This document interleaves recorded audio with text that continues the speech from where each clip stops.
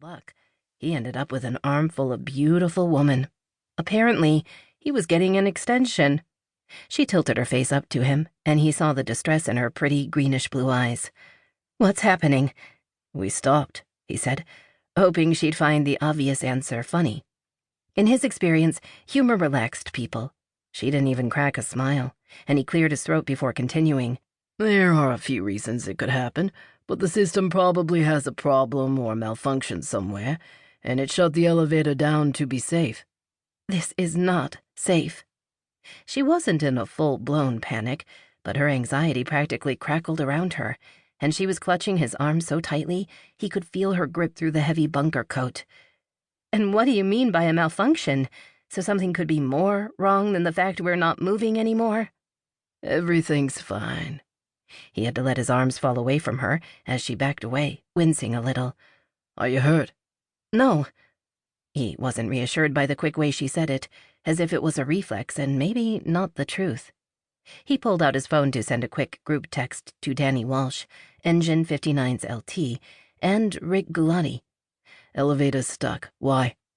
Then he peeled off the heavy coat and tossed it on the floor, dropping the helmet on top of it while she sent a text message of her own to somebody.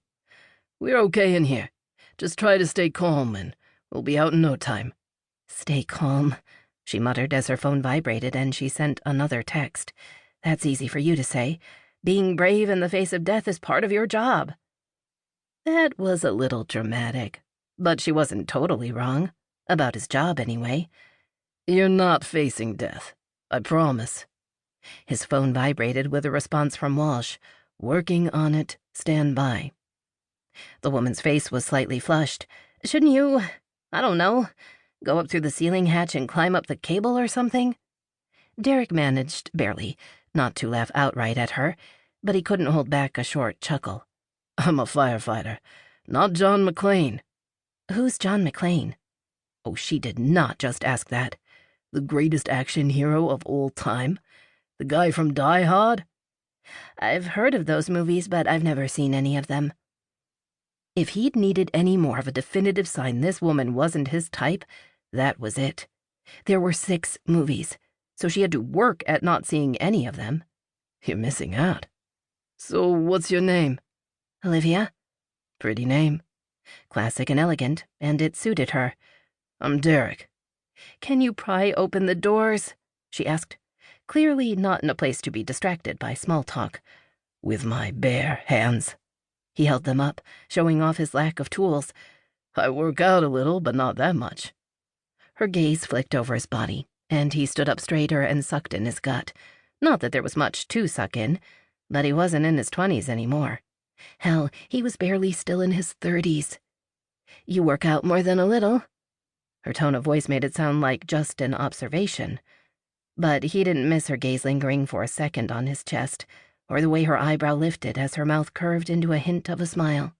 She wasn't flirting, but she liked what she saw and he'd take the win.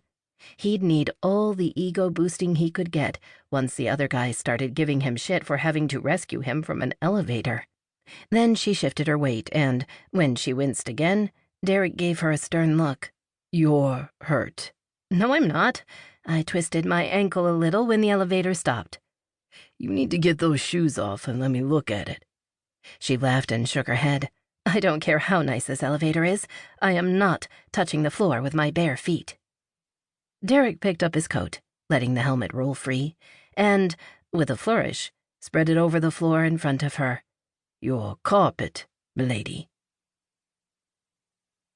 Olivia McGovern didn't have time to be stuck in an elevator today.